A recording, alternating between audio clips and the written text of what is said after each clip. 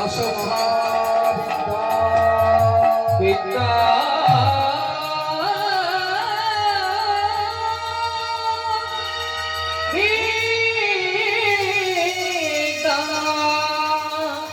দশ ভোগা দশ ভোগা দশ ভোগা বিদ্যা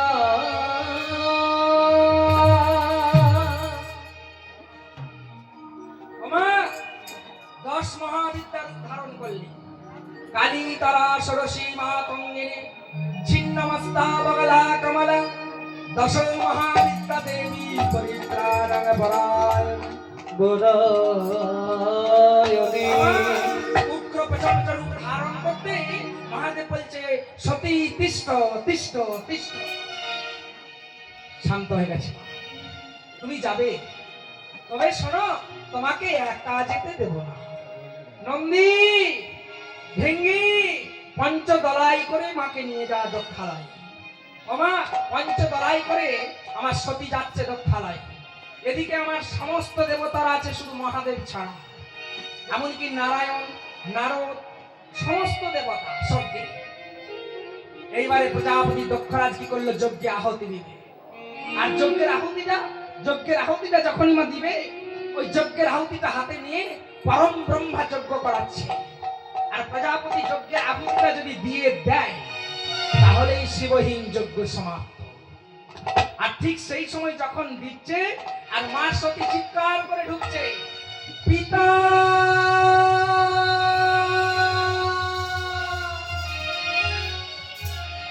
পিতা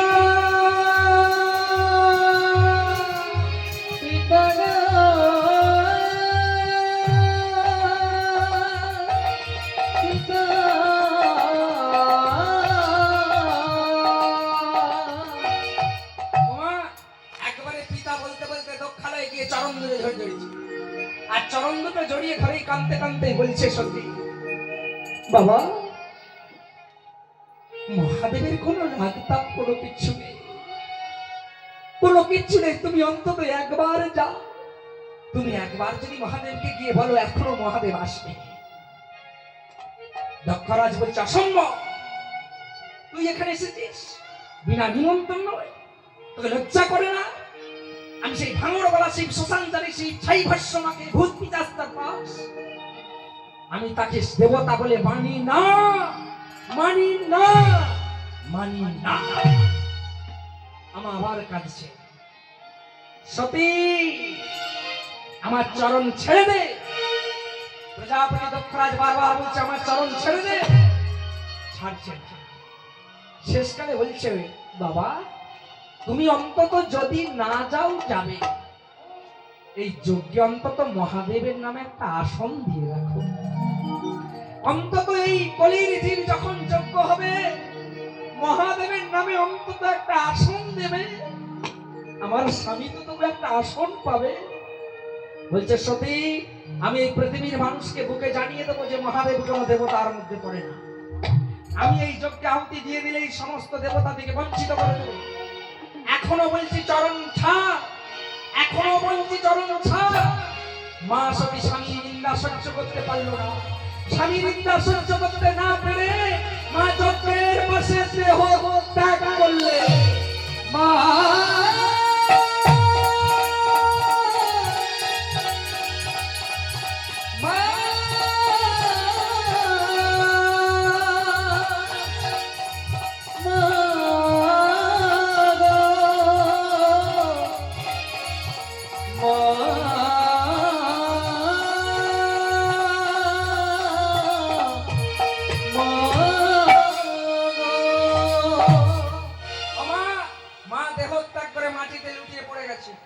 নন্দী ভিঙ্গি চিৎকার করে কাঁদছে, মা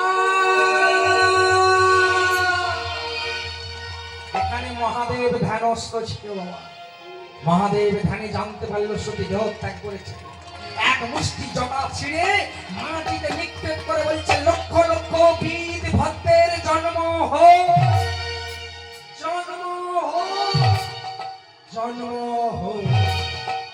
মাটিতে এক মুষ্টি জটা ছিঁড়ে যখন আছাড় খেল লক্ষ লক্ষ ভূতের জন্ম হলো, লক্ষ লক্ষ ভূতের জন্ম হয়ে মহাদেব বলল দক্ষরাজের গিয়ে গিয়ে দক্ষরাজের যজ্ঞকে লণ্ডভণ্ড করে দাও, সমস্ত যজ্ঞকে লণ্ডভণ্ড। দক্ষরাজের গিয়ে সেই বীরভদ্র লক্ষ লক্ষ ভূত দিয়ে ছুটতে ছুটতে যজ্ঞকে লণ্ডভণ্ড করলো, সমস্ত যজ্ঞের আহুতিকে বিচ্ছিন্ন করে দিল। যে যাজ্ঞে দেবতা পারল ছুটে পালিয়ে গেল ভূতেদের ভয়ে, ভূতেদের তাড়নায় রয়ে গেল একমাত্র দেবটি লোক দেবর্ষি নারদ, প্রজাপতি দক্ষরাজ আর নারায়ণ।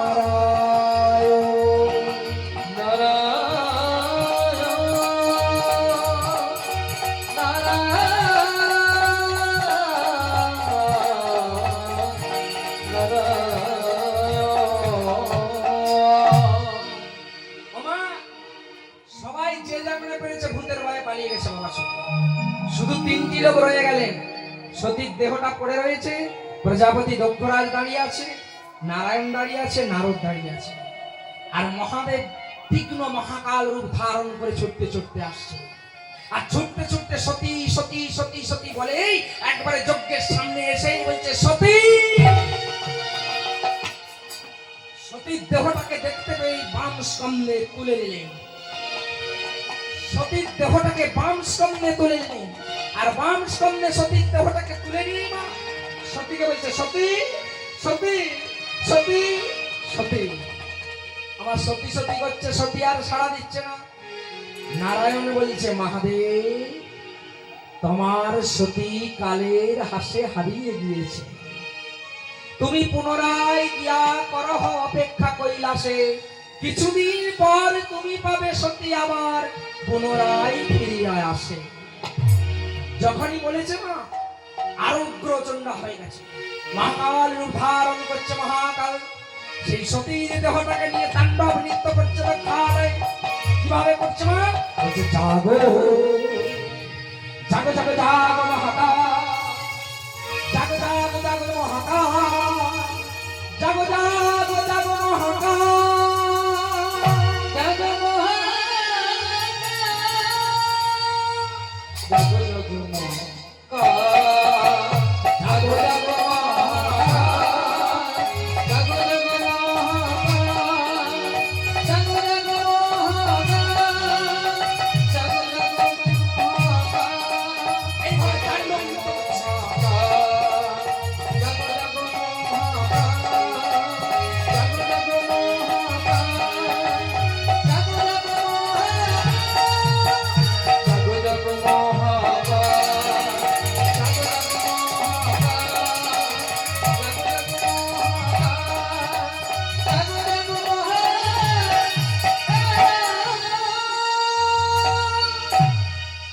ওমা, এইভাবে মহাকালের সতীর দেহটাকে নিয়ে বাবা নৃত্য করছে।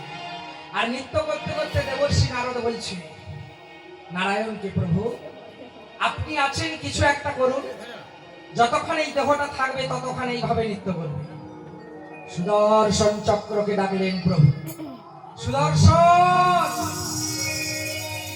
এই সতীর দেহটাকে 51টা খণ্ডে খণ্ডন করে, 51টা খণ্ডে খণ্ডন করল। সতীর দেহটাকে সুদর্শন চক্র একটি একটি করে খণ্ডন করছে। উগ্রা মহাকালীতে এক একটি খণ্ড ছুঁড়ে ফেলে দিলেন।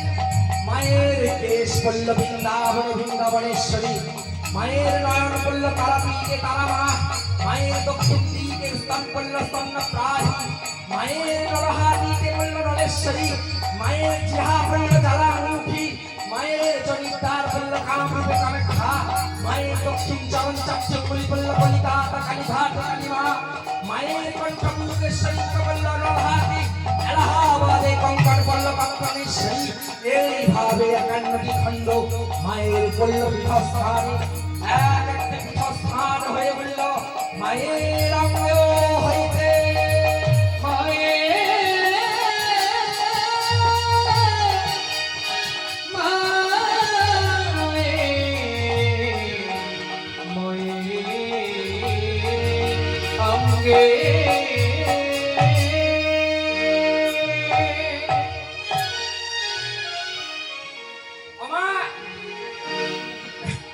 51টা অঙ্গ 51 জায়গায় পড়লো, 51টা পীঠস্থান হলো বাবা। মায়ের কেশ পড়লো বৃন্দাবনে, বৃন্দাবনেশ্বরী, যারা বৃন্দাবন গেছেন দেখছে। মায়ের নয়ন পড়লো তারাপীঠে তারা মা। মায়ের জিয়া পড়লো এলাহাবাদ জ্বালামুখী। মায়ের স্তন পড়লো স্তন্যপ্রাহী হরিদ্বার। মায়ের কেশ পড়লো বৃন্দাবনী। মায়ের নলিকা পড়লো নলহাটেশ্বরী। মায়ের জনিদ্বার পড়লো কামরূপে কামাখ্যা। মায়ের আমাদের মতো কলাকলির অনাহত জীবের কাছে কলকাতায় পড়েছে কালীঘাটে 4টি দক্ষিণ পায়ের অঙ্গলি। কালীঘাটে কালী মা। এইভাবে 51 খণ্ডে খণ্ডন হয়ে 51টা পীঠস্থান হয়ে গেল।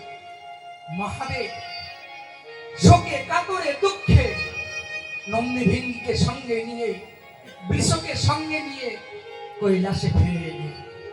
কৈলাস শ্মশান হয়ে গেল। কৈলাসে আর বিষ তৃণ খায়নি। নন্দী ভৃঙ্গি মা মা মা মা মা করে যাচ্ছে। মহাদেব এসে ধ্যানে বসে গেল। মদন বিজয়ী মহাদেব কামকে ত্যাগ করে দিল বাবা। এদিকে 4টি ভূত ছিল, কালু, রামু, শামু, ভলু।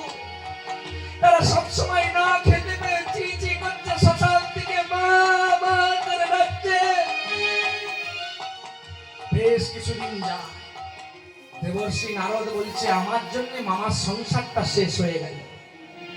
আজকে আমি যদি খবরটা না দিতাম মামি আসতো না, আর মামি যদি না আসতো তাহলে দেহ ত্যাগ করতো না। তবে একটা উপায় আছে, নারায়ণ বলেছে, কৈলাসেতে গিয়া পুনরায় করহ আরোহণ, কিছুদিন পর পাবে ফিরাই আবার তোমার সতী। মামি কোথায় জন্ম নিচ্ছে, আজ থেকে আমার কাজ হচ্ছে খোঁজা। আর যতক্ষণ না মামার সঙ্গে বিয়ে দিই ততক্ষণ আমার ছুটি নেই।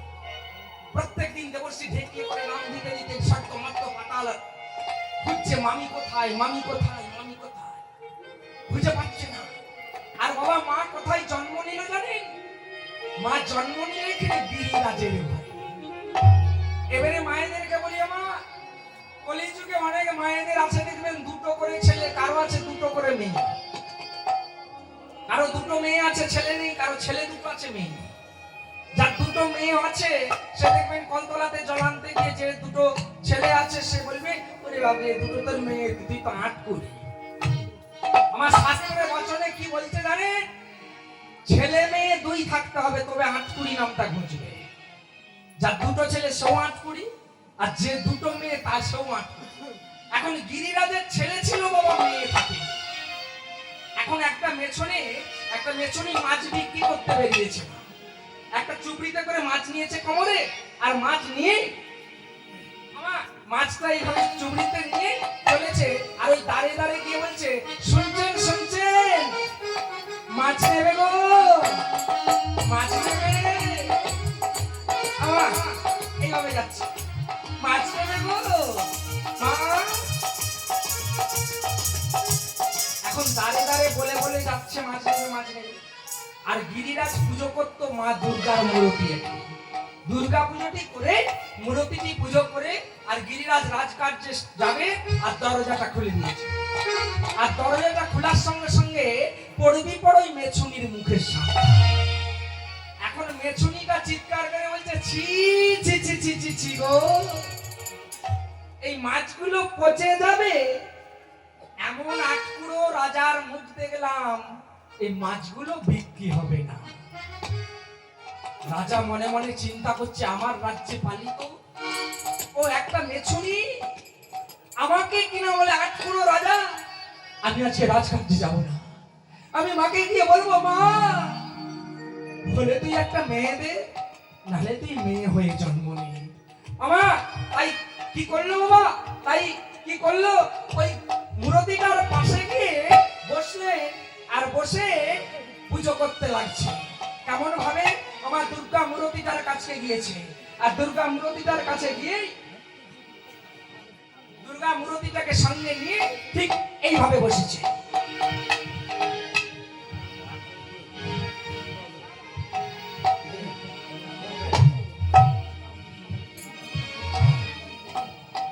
এইভাবে বসেছে বাবা। এইভাবে মা দুর্গার মূর্তিটাকে নিয়ে বলছে, ও ও মা, মা গো, বলে তুই মা আমাকে একটা মেয়ে দে, আর না হলে তুই কি করবি জানিস মা, তুই আমার মেয়ে হয়ে আয়। তবে শোন মা, আমি তোকে শেষ ডাকের মতো রাখবো, আর শেষ ডাকের মতো রাখবো। যদি তুই না মেয়ে দিস, আর না যদি তুই মেয়ে হয়ে আস, তাহলে আমার এই দেহটাকে তোর এই মাটির মূর্তিতে ভেঙে আমি প্রাণ ত্যাগ করবো। এই বলে গিরিরাজ আমার মায়ের পুজো করতে লাগলেন। সবাই যদি পারেন মা, একটু করজোড়ে মিনতি করবেন, মায়ের পুজো হচ্ছে, হাতটা এইভাবে, তাহলে আপনাদের অঞ্জলি দেওয়া হয়ে যায়। বাবা, যদি পারা যায় জেলার পূর্ণ মায়ের কাছে বাবাদের বলি, অনেক আছে আমরা দুর্গা পুজোয় অঞ্জলি দিতে পারি না, মায়েরাই বার করে, মায়েরাই দেয়, তাই না? তাই এইখানে পারি তো আমরা ওই গিরিরাজের সঙ্গে একটু অঞ্জলি দিয়ে দেবো, ঠিক এরকম করে হাত জোর করে। গিরিরাজ পুজো করছে মা। ও শরণাগত দীনার্থ পরিত্রাণপরায় সর্বস্বরে দেবী নারায়ণ নমস্তুতে সৃষ্টি স্থিতি বিনাশানাং শক্তিভূতে সনাতনে গুণাশ্রয়ে গুণময়ীনারায়ণ নমস্তুতে সিংহস্বস্তিতাং চতুর্ভুজানাং দেবী বিশালাক্ষে করালবদনাং ঘোরাক্ষরে সিংহভুজাং দেবী করালস্বস্তুষদরি মহাচণ্ডে ভক্তকেশী বলিপ্রে কুলাচারমসঙ্গে নমস্তুতে শঙ্করপ্রিয়ে ঘোরদস্তাঙ্গনমস্বরং বিনম্নে তময়োধামা দক্ষিণং নমস্তে বিধায়ং সিংহস্বস্তিতা সরস্বতীং শক্তিভুজাং ভগবদেবী মহাপ্রাণং রাহীং করুণাচন্দ্রদেবী অসুরবিনাশিনী সরস্বতী লক্ষ্মীদেবী কার্তিকবর্ষাঙ্গপঞ্চদেবতনং দেহি নারায়ণী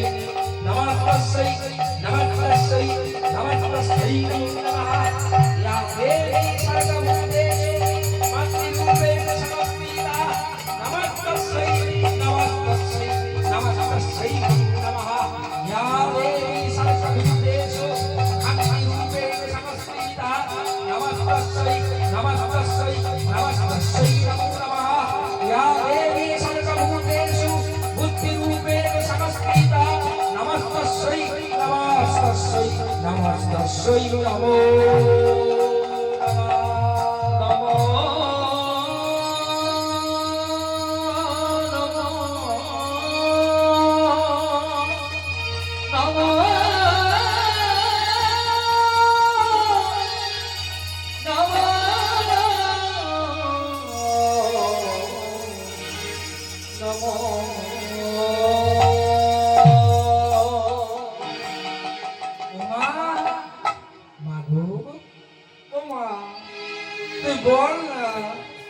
আমাকে আমাকে একটা মেয়ে দে, মেয়ে দে মা, দে মা, দে দে দে দে। ও আর নাহলে তুই আমার মেয়ে হয়ে আয় মা, আয় আয় আয় আয়। বুঝতে পেরেছি, তোকে গান শোনাইনি, সেই জন্য তুই আমার উপরে অভিমান করেছিস। তবে শোন, শোন মা, তবে গান শোন। জাগো জাগো তুমি জাগো, তুমি জাগো,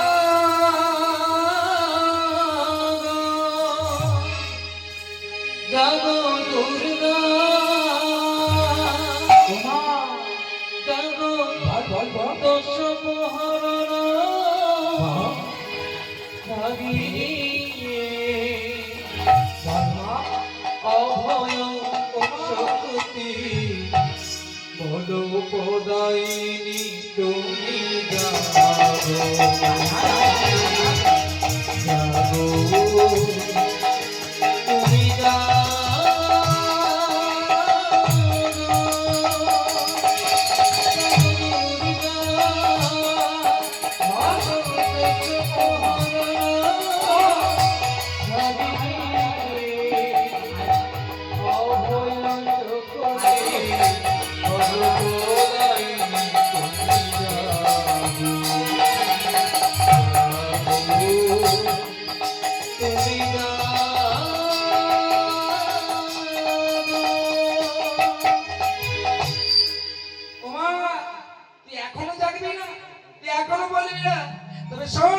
তোর এই মাটির মূর্তিতে আমার দেহটা আমি প্রাণ ত্যাগ করব।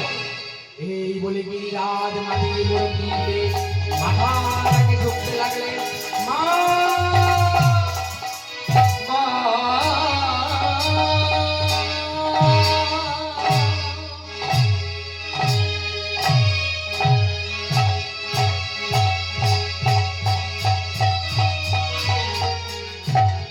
মাটির মূর্তিটা চূর্ণ বিচূর্ণ হয়ে গেল। মাটির মূর্তি থেকে একটা জ্যোতির্ময় জ্যোতি বের হলো। মাটির মূর্তি থেকে জ্যোতি থেকে জ্যোতির্ময় হয়ে একটি পঞ্চম বৎসরের বালিকার ধারণ করলেন। আমার পুরা দেবগিরিরাজের দেহটা মাটিতে কিছুক্ষণের জন্য অচৈতন্য হয়ে পড়ে রইলেন। অচৈতন্য হয়ে গেলে প্রণবী বরদা অধরা বহু বলদারি বিভু বলদারি জাগো তুমি জাগো চন্ডিকা চন্দ্রী জাগো অসুর বিনাশিনী জাগো জাগো জাগো জাগো তুমি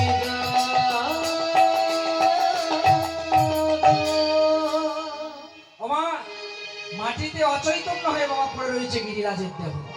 আর সেই মূর্তি থেকে একটা জ্যোতি বেরিয়ে একটি 5 বছরের বালিকা রূপ ধারণ করলেন মা।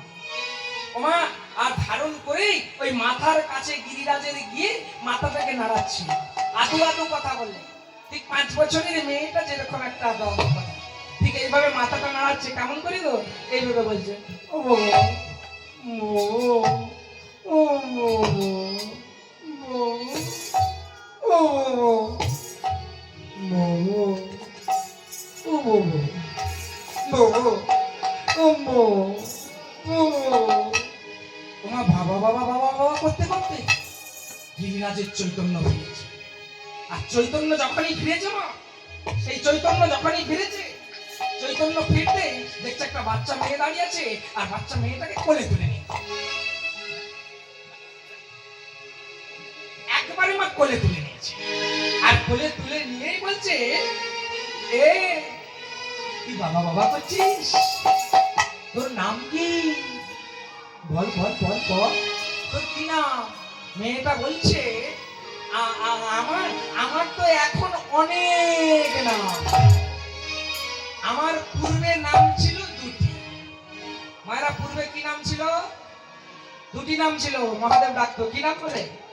পার্বতী, সতী। মামা কিন্তু শাস্ত্রে দেখাচ্ছে একটি, শিবপুরাণ বলছে সতী। পার্বতীটা আমরা নাম ডাকি মহাদেব ইচ্ছা করে। যাই হোক মামা, এখানে মা বলছে বলছে কি নাম? তুই অনেকগুলো নাম বল, আমার যেটা পছন্দ হবে আমি তোকে সেই নামটা বলে ডাকবো। মামা আদো আদো ভাষায়, 5 বছরের মেয়ে তো আদো আদো ভাষায় বলছে, বলছে ও বাবা বাবা আমি তোকে বলি, আমায় কেউ ভাজা দেবে গৌরী গৌরী, কেউ ডাকবে উমা উমা, কেউ ডাকবে গৌরী গৌরী, কেউ ডাকবে উমা উমা, আমায় কেউ ডাকবে গৌরী গৌরী, কেউ ডাকবে উমা উমা, কেউ ডাকবে গৌরী গৌরী, কেউ ডাকবে উমা উমা, কেউ ডাকবে গৌরী গৌরী, কেউ ডাকবে উমা উমা। আমার কেউ বলবে পার্বতী, এটাই হবে জীবের মুক্তি। কেউ বলবে পার্বতী,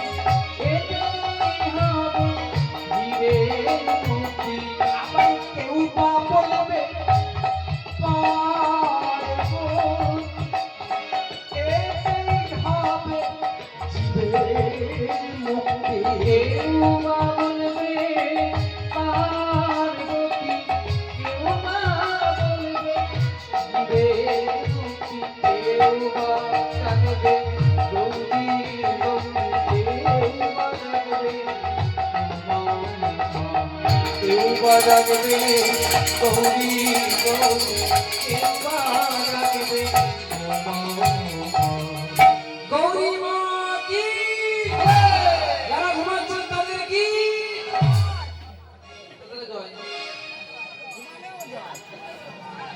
মানে যা ভক্ত জুড়েছে জয়ধ্বনিটা ততটা হলো না। হলো মা, বাবা হলো হয়নি। হ্যাঁ বলছে বেশ কীর্তন শুনছিলাম, ওই মাঝে মাঝে একটা রোগ আর কীর্তনে দিয়ে কাটেনি, জয় জয় নাকি। যাই হোক, সবাই মিলে একবার গৌরী মায়ের জন্ম হয়েছে, আনন্দে আমরা জয়ধ্বনি করব। তো যারা ঘুমিয়েছেন তারা তো আর জয়ধ্বনি বলতে পারবেন নি। কে কে ঘুমিয়েছেন একটু হাত তুলুন তো। এখানে রেখে দেবো, জন্মে রেখে দেবো না বিয়ে পর্যন্ত যাবো? থাকবে এখানে? মানে ঘুম পাচ্ছে?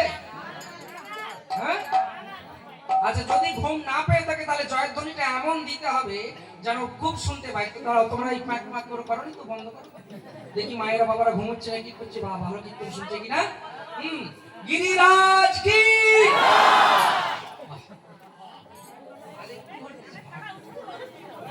মোটামুটি দই পারো কি। গৌরী মা কি, বারবার তিনবার নাকি। হ্যাঁ শিবনীলা কি, বাহ। এখানে ভাইরা বলবে কি, বলবে কি? হ্যাঁ বলে সামনের গঙ্গা মরা পায়নি, এটা কথা আছে, মনে মনে বলে বলে না। হ্যাঁ এখন যেসব এখানে চমকা চমকা ভাইরা বসে আছেন, যদি গৌরী মায়ের জয় না দেয় তাদের কিন্তু বিয়ে হবে না। আর যদি জয়ধ্বনি দেয় তাহলে ঠিক গৌরী মা যেমন সুন্দর দেখতে তেমন বৌমা আসবে, তাই তো। এবার অনেক ভাইরা বলছে যাই হোক আমাদের বলা হয়নি, তাহলে আরেকবার তাদের জন্য সুযোগ দেওয়া হবে নাকি, হবে তো, তাহলে বলা হবে তো নাকি।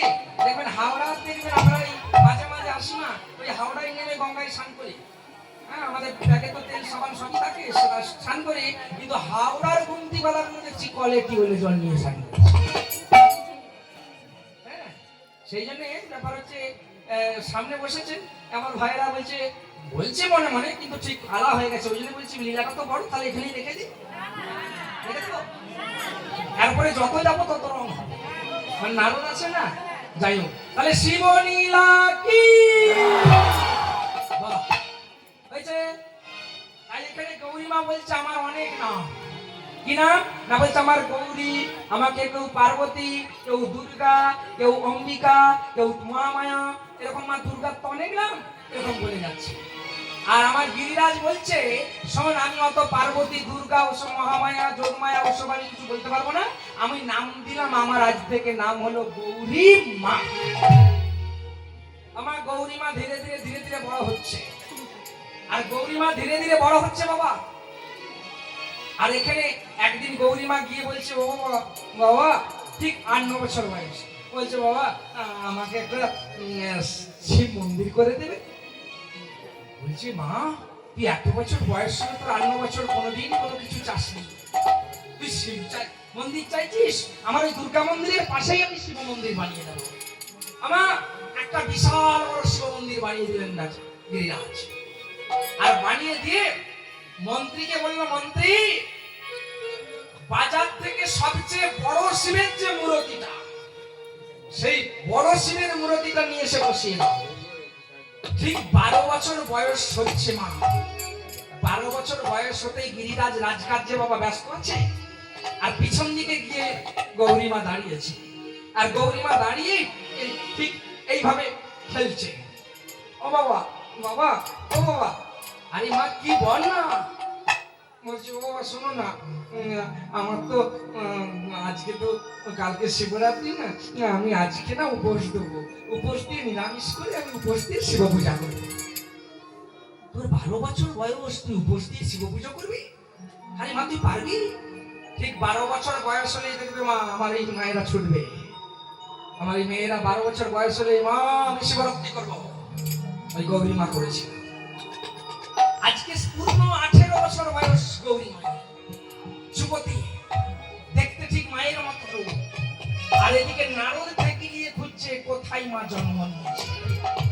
মা আজকে ঠিক শিবরাত্রির দিন। এবারে গৌরী মা কি করেছে মা?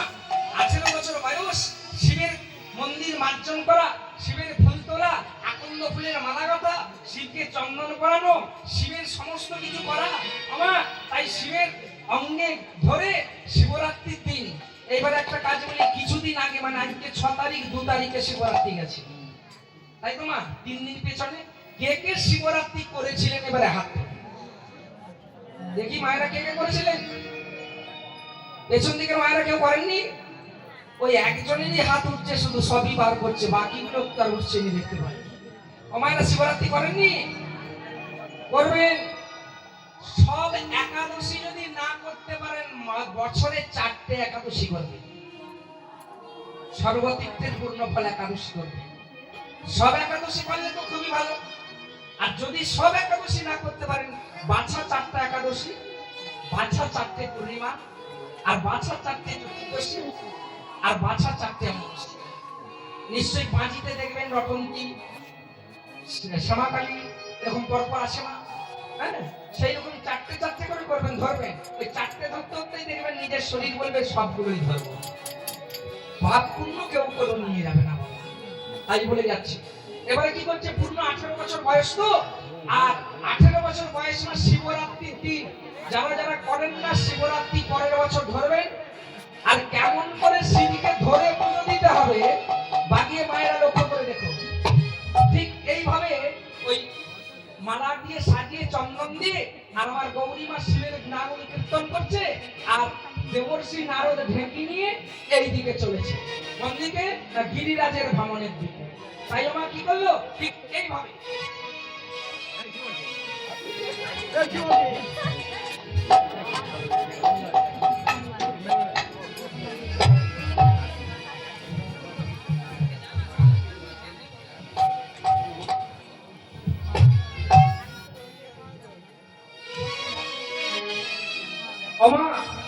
যারা শিবরাত্রি করেন, শিবরাত্রির দিনে শিবকে এইভাবে জড়িয়ে ধরে গান করতে হয়। আমার গৌরী মাঝকে 18 বছর পূর্ণ বয়স, শিবরাত্রির দিন শিবরাত্রি করে, আর এদিকে আমার কি করলে না, দেবর্ষি নারদ ভেঙে নিয়ে খুঁজছে মামি কোথায় জন্ম নিয়েছে। তাই গাইছে এইভাবে, এইভাবে শিবকে ধরিয়ে এইভাবে নড়ে গৌরী মা গাইছে। কি বলছে গো? জয় শিব শঙ্কর ভোলা মহেশ্বর, দেখা দাও দেখা দাও ত্রিশূল পানি, দেখা দাও দেখা দাও ত্রিশূল পানি। জয় শিব শঙ্কর ভোলা মহেশ্বর, জয় শিব শঙ্কর ভোলা মহেশ্বর, দেখা দাও দেখা দাও ত্রিশূল পানি, দেখা দাও দেখা দাও ত্রিশূল পানি। এই ডাকে তোমার গৌরী, ও হে জটাধারী, ডাকে তোমার গৌরী, ও হে জটাধারী, এই ডাকে তোমার গৌরী, ও হে জটাধারী, ডাকে তোমার গৌরী, ও হে জটাধারী, নমি তোমার রে নমি, দেখা দাও দেখা দাও ত্রিশূল পানি, দেখা দাও দেখা দাও ত্রিশূল পানি। জয় শিব শঙ্কর ভোলা মহেশ্বর, জয় শিব শঙ্কর ভোলা মহেশ্বর, দেখা দাও দেখা দাও ত্রিশূল পানি।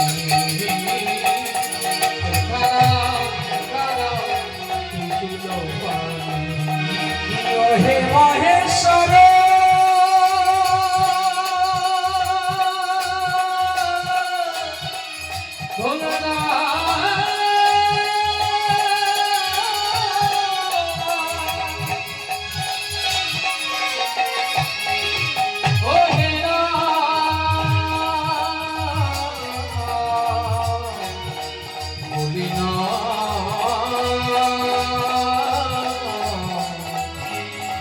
ভুলি ভুলি না ভুলি না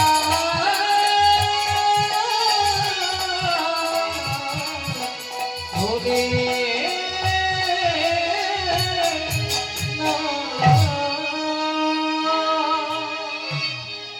আমার মায়ের সঙ্গে এইভাবে জড়িয়ে গৌরী মা কি করছে না গান করছে।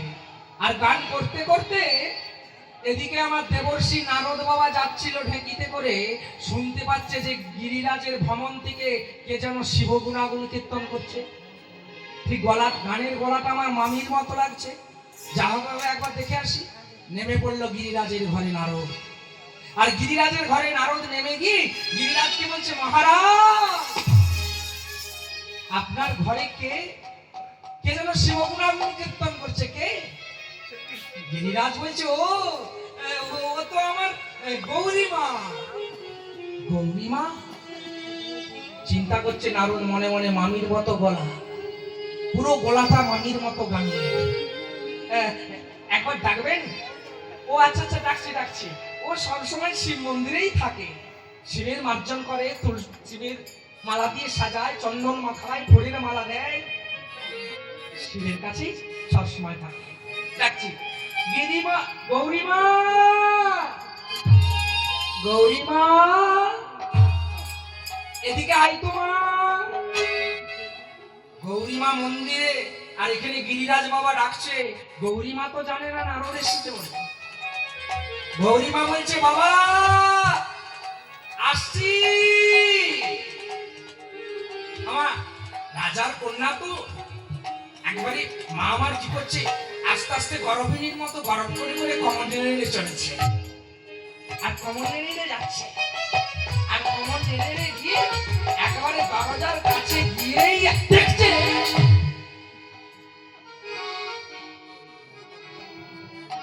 মা দেবর্ষি নারদকে চিনতে পেরেছে। আর নারদও মায়ের দিকে দেখছে, নারদ চিনতে পারছে না। আর মনে মনে চিন্তা করছে, মামির মতো গায়ের রং, মামির মতো দেখতে, মামির মতো চলন, মামির মতো গড়ন, মামির মতো গানের গলা। গৌরী মা আস্তে আস্তে কাছে আসছে। বাবা একবারে কাছে এসেছে যখন, এসে যখনই সামনাসামনি হয়েছে, গিরিরাজ বলছে, মা গৌরী, এই সর্বশ্রেষ্ঠ ঋষি দেবর্ষি, প্রণাম করো, প্রণাম করো। মা চিন্তা করছে, নারদ আমার প্রণাম নেই কিনা দেখি, আমাকে চিনতে পেরেছে কিনা দেখি। মা কি করছে, আস্তে আস্তে ধীরে ধীরে চলেছে।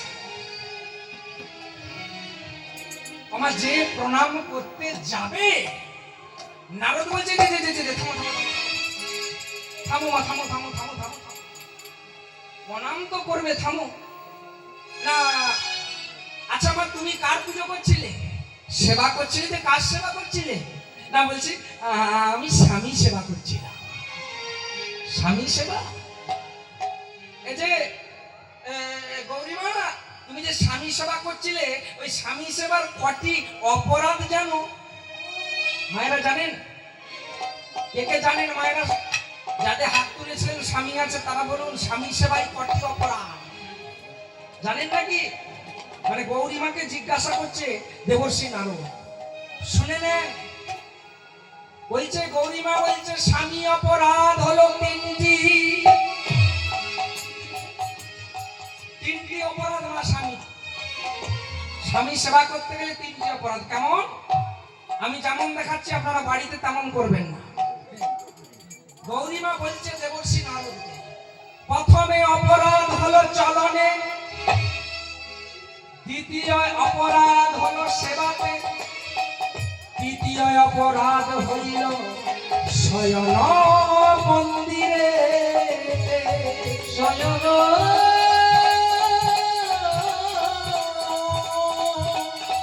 মন্দিরে।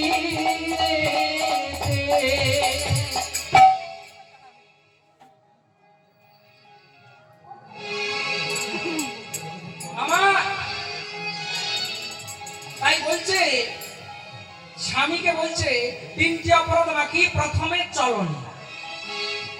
চলনে কেমন অপরাধ? আমার কেমন দেখুন, ধরুন আমরা এই যে আজকে 16-17 দিন বেরিয়েছি, আমরা গতকাল যে ঘর ঢুকবো, আমার স্ত্রী যখন ঘুম থেকে উঠলাম, আমার স্ত্রী হচ্ছে চা নিয়ে এসছে, এটা খেতে ভালোবাসি বলছে, এসে বলছে আহা গো এইভাবে কতদিন পরে এসেছে, আমার কি সুন্দর ফর্সা টকটকার লোকটা বাড়িতে গেল, একেবারে নিরামিষ খাই খাই কুমড়ো খাই খাই লোকটাকে রোগা করে দিয়েছে গো, আজকে একটু ভালো তরি তরকারি করে খাওয়া। বাবার চলনে কেমন অপরাধ? আমাকে চাটা দিয়ে গেল, আর চাটা দিতে এসে না কি করলো, ওই একটা বুঝতে পারলেন কি হলো? কি হলো কোনদিন? হ্যাঁ দাঁড়াও, থামো। এই যে যেতে যেতে যেতে পারে গেছে, তাহলে চলনে অপরাধ বলছে মা। আমার স্ত্রী কি করছে? আমার স্ত্রী বলছে আহা গো কত লোক প্রণাম করে, কত লোক হচ্ছে আমার স্বামীকে প্রণাম করে, আমি ঘরের লোক বলে করবো নি গো। আমার কেমন প্রণামটা করছে দেখো, ঠিক এইভাবে প্রণামটা করছে।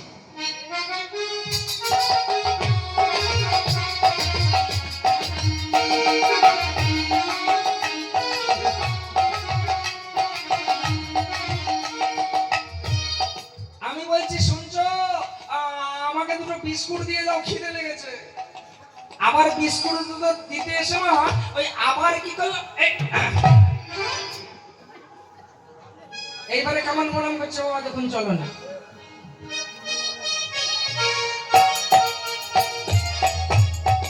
ভক্তি বাড়ছে না কমছে না? আবার বলছি তুমি বিস্কুট দিয়ে গেলে একটু জল দাও না গো, আমার জলের বোতলটা দিতে এসে আবার যতবার যাই আসে ততবার বাবা লাথি মারে। শেষকালে বলছে দেখো তুমি যেদিনে ঘরে থাকবে সব একদিনে প্রণামগুলো সব সেরে দাও। গৌরী মা বলে ও চলনে অপরাধ, চলনে অপরাধ, স্বামী সেবা করতে হলে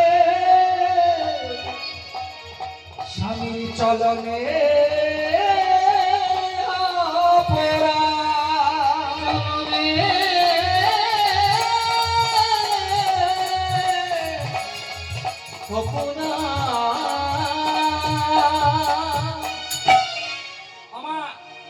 এইবারে কি করছে না সেবাতে অপরাধ। সেবাতে কেমন অপরাধ? সেবাতে যখন স্বামীকে সেবা দিবেন, এটা আগে ছিল আমার ঠাকুমা দাদুদের আমলে দেখেছি। বাবা সেবাটা দিয়ে কি করতো, ঠাকুমা একটা তাল পাতার পাখা নিত, আর না হলে কাপড় নিয়ে এইভাবে বাতাস করতো, এইভাবে বাতাস করতো। আপনারা করেন তো? স্বামীকে খেতে দিয়ে বাতাসটা করেন? পেছনে বৌদিরা করেন? হ্যাঁ বলুন, কি যে বলছে শুনতে পাচ্ছি। যারা করেন হাত তুলুন তো, যারা করেন হাত তুলুন। এই বাবা দিকে দাদা দিকে জিজ্ঞাসা করলেই পাওয়া যাবে। বাবা মা করে বাতাস? করে? বাবা দুটো আঙুল দেখাচ্ছে। আমার চেষ্টা করবেন। পদ্মাবতী জয়দেবকে পেয়েছে, জয়দেব রূপী ভগবানকে পেয়েছিল। জয়দেব গীত গোবিন্দম রচনা করতে গিয়ে সনগর লখণ্ডনম শেষকালে দেহি পদ পল্লব মুদারমা লিখতে পারলেন না, যে রাধারানীর চরণটা গোবিন্দের মাথায় কি করে লিখবো। যত বৈষ্ণব আসবে, যত কবি আসবে, তারা তো বলবে যে ইনি এত বড় কবি হয়ে রাধারানীর চরণটা গোবিন্দের মস্তকে কি করে দিয়ে গেছে। তাই জয়দেবের রূপ ধারণ করে আমার পদ্মাবতী কাছে এসে বলছে, পদ্মা আমার গীত গোবিন্দম স্বরূপটা শেষ হলো না, আমি অজয় নদে স্নান করতে যাইনি, আমি ফিরে এসেছি, আমাকে তেল মাখিয়ে স্নান করিয়ে দাও। একটা কাঠের পীড়াতে জয়দেব রূপী ভগবানকে বসিয়ে দিলেন, আর বসিয়ে দিয়ে পদ্মাবতী জানে স্বামীকে স্নান করাচ্ছি, স্নান করাচ্ছে, পরিষ্কার করে তৈল মাখিয়ে দিচ্ছে, মাখিয়ে দিয়ে জলটাকে ঢালছে, গাকে মুছিয়ে দিয়েছে, দিয়ে বলছে পদ্মা তুমি মন্দিরে ভোগটা ধরে দাও, আর আমি হচ্ছে মন্দিরে আমি গিয়ে মন্দিরে গিয়ে আমি গীত গোবিন্দম রচনাটা আমি শেষ করে আসি। তাই কি করলো মা, তিনি পুস্তকে তিনি যেখানে লিখছেন কবি, সেই পাঠক রুমে গিয়ে আমার বাঁকা করে গিয়ে কি করলো, গীত গোবিন্দম শেষকালে লিখে দিলেন, দেহি পদ পল্লব মুদার। রাধারানী, শ্রীকৃষ্ণ ভগবানী রাধারানীর চরণটা মস্তকে দিয়েছে। তাই মাগো, স্বামী যখন স্নান করবে তেল মাখিয়ে দিবে। আজকে আমাদের রূপ ধারণ করে ভগবান কিন্তু আসতে পারে। তাই আজকে কি করেছে মা? আজকে গৌরী মা বলছে শয়ন মন্দিরে সেবাতে খাক। আরেকটা জিনিস বলে যায় মা, স্বামী সেবা করার পরে সেবা নেবেন। আর যে বাতাসটা যারা করেননি আজ থেকে করার চেষ্টা করবেন। আমাদের করে কেমন জানেন? আমি বলছি তাড়াতাড়ি জানিয়ে যাবো পাশাপাশি গ্রামে, যে বলো তাহলে ঘরে যদি খেয়ে দিয়ে যাবো। হ্যাঁ, যেটা বলছিলাম বাবা, প্রথমেই বলছিলাম 49টা ব্যঞ্জন তৈরি করে বৈষ্ণব সেবা দিতে, যেটা যুধিষ্ঠির মহারাজ করিয়েছিলেন। হ্যাঁ, কিন্তু সেটা হয়নি। অন্তত আমাদের যেখানে ছিলাম গতকাল বৈষ্ণব সেবা দিয়েছে মা। কি দিয়ে জানেন? বলবো, শুনবেন? বৈষ্ণব সেবা দিয়ে আবার জিজ্ঞাসা করছে, চিন্ময় বাবু ভালো হয়েছে তো সব? আমরা বললাম হ্যাঁ। কিন্তু আমরা জানি মা, কপালে যেটা লিখেছে গোবিন্দ যেদিন সেটাই ভোগ পান। গতকাল হয়েছিল কুমড়োর টক, কুমড়োর ঝাল, কুমড়োর চচ্চড়ি, ডালে কুমড়ো, কুমড়ো ভাতে। যেখানে ছিলাম বৈষ্ণব সেবা হচ্ছে মা। আমাদিকে গিয়েছি, গিয়ে বাবা কুমড়োর টক দিয়েছে, কুমড়োর ঝাল দিয়েছে, কুমড়ো চচ্চড়ি দিয়েছে, কুমড়োকে ভাতে দিয়ে সিদ্ধ করে দিয়েছে, অন্ন দিয়েছে। সেবা করার পরে সবাই আমরা সেবা করতে বসেছি।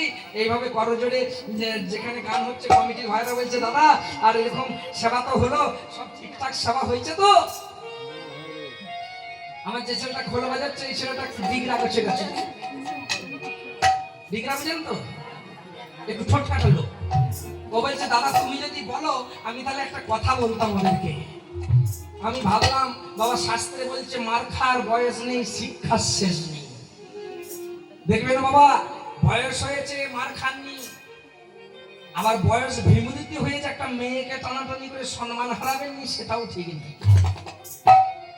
তাই শাস্ত্রে বলছে মার খাওয়ার বয়স নেই, শিক্ষার শেষ নেই। একটা 5 বছরের ছেলে এমন শিক্ষা দিবে সেটাও আপনাকে নিতে হবে। আমি বলছি কি বলবি বল? আমি জানি এতদিন কীর্তনে আছে, তাহলে আমরা ভাগবতে কিছু একটা জিনিস বলবে শুনবো, আমি ভক্তদেরকে শোনাবো না।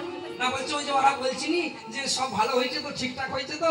বলছে কুমড়োর টক, কুমড়োর ঝাল, কুমড়ো সিদ্ধ, কুমড়ো ভাতে, আর ওই সবই তো কুমড়োর ডাল দিয়ে খেলাম। যদি একটু কাঁচা কুমড়ো কেটে দিত খেয়ে দেখতাম কেমন স্বাদ আছে। সবই যদি কুমড়ো, আর বলার কথাটা আমার ঠিক, তাই তো আমা? তাই আমার গৌরীমা বলছে ওই সেবা দিতে গেলে স্বামীকে বাতাস করতে, একটু বাতাস করবেন, আর স্বামীর শেষে ওই পাতে প্রসাদ পাবেন। আমরাও দেখেছিলাম কীর্তন করে গিয়ে ঠাকুমা বসে থাকতো, দাদু হাল করে এসে মাঠে জমিনে কাইসারে এসে দাদু তখন টকা দই দিয়ে মাম ভাত খেত। ভাত খেয়ে দিয়ে সেখানে থালাই চারটি ঠাকুমা ভাত নিয়ে খেত। মধ্যখানে দেখলাম আমার বাবা খেয়ে যাচ্ছে, আমার মাও খাচ্ছে। তারপরে যেদিন ঘরে থাকছি সেদিন দেখলাম আমার স্ত্রী আমি খেয়ে উঠলে আমার পাতে নিয়ে সেও খাচ্ছে। আর বাবা মধ্যখানে 5 বছর আগে এমন করোনা এলো, খাবার তো দূরের কথা, বলছে কোথায় জেলায় জেলায় হচ্ছে, অন্য ঘরে থাকবে যাও, অন্য ঘরে থাকবে যাও, কথা বলো বন্ধ। খাওয়াটা করোনা তুলে দিল। তাই গৌরীমা বলছে সেবা অপরাধ, আর মাগো শয়ন মন্দিরে অপরাধ। আমার শয়ন মন্দিরে কেমন অপরাধ? প্রত্যেকদিন স্বামী যদি শেষে উঠে, আগে উঠে, যাই উঠুক, যখন আপনি উঠবেন, উঠে প্রথমে স্বামীকে জাগিয়ে, আর স্বামী যদি না জেগে থাকে, যখন স্বামী উঠে আসবে প্রত্যেকদিন সকালে একটা করে প্রণাম করা, পায়ে হাত দিয়ে। আপনারা করেন তো? করেন বাবা? করে আপনাদেরকে?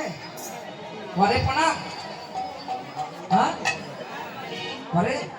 যা, এটা শুনে খুব ধন্য হলাম। প্রত্যেকদিন করতে হবে মা। মা আরেকটা কি কাজ করতে হবে জানেন? গৌরী মা বলছে অন্তত গরম করে না দিতে পারেন কাঁচা সরষের তেল একটু বাটিয়ে করে রাত্রেবেলা পায়ে দিন। আমি বলি হাগো কীর্তন করে এসছে একটু তেল দিবে, বলছে আমারই কোমর যন্ত্রণা করছে।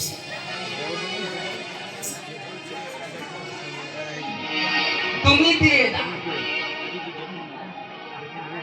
আমি বলছি তাহলে আমি দিয়ে দিচ্ছি, আমারটাও তুমি দিয়ে দিবে না। বলছে সেটা যদি ঘুম পাই তো হলো, ঘুম না পেলে একটু দিয়ে আমার তেল দিতে এলো। আর তেলটা দিতে এসে কি করলো জানেন?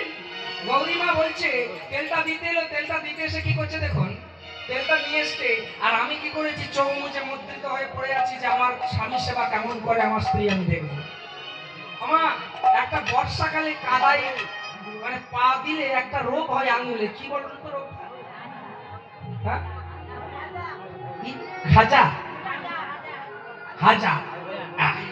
তোমার আষাঢ় শ্রাবণ মাসে যখন আমরা গান বাজনা করতে যাই খুব নিম্নতলে, আমাদের চরণতলে তো ওই হাজা হয়ে যায়। তো পাকে ধুয়ে গেছি আর ওই হাজা হয়ে গেছে, ওই শুয়ে আছি। আমার স্ত্রী তেলটাকে এইভাবে নিয়ে বলছে আহা গো, কতদিন স্বামীকে পাইনি, ঘরে থাকেনি, আজকে একটু স্বামী সেবা করবো, আজকে একটু স্বামীর চরণ সেবা করবো, তেলটা দিয়ে দিই। গোছ করে ঘুমিয়ে গেছে, ভালো হয়েছে। মামা লাইটটা জ্বাললো আর জেলে কি করলো, ওই তেলটা যখনই বাবা আমার চরণে দিতে যাবে আর ওই বর্ষাকালে গান করতে গিয়ে পায়ে হাজারো হয়েছে, খায়ে ভজভজ করছে, তোমার কি করলো ওই পাটাকে দেখতে পেয়ে